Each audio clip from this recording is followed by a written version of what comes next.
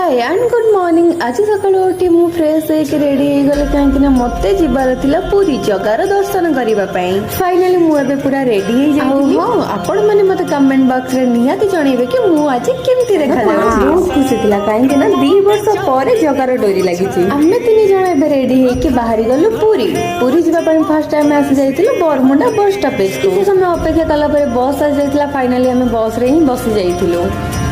तापरे किछि घंटा परे आमे जाइकी पहुंच जाइतिलु पूरी बड़ दांडरे। खुशी लागे ना जगार दर्शन करिया पई। कोन अछि के जाने ता आखिरे ता आखि को अनेला मात्रे मो आखिरु दीदार लुह गड़ी आसे। मंदिर भीतर को जाई किछि समय लाइन रे ठियाई जगार दर्शन करी आसी जाइतिलु। आपण मो मुंह को देखि के ही जानि पारथबे से खुशी आ से इमोशनल काहे कि ना जगा को देखि के मु पूरा कांदी ही पके। जगार दर्शन सारी आमे सब आसी जाइतिलु पूरी सी बीच को बुलिबा पई। वीडियो मु एठी एंड करूची। वीडियो भल लागतिले लाइक कमेंट शेयर नियति करिवे। रहिली जय जगन्नाथ।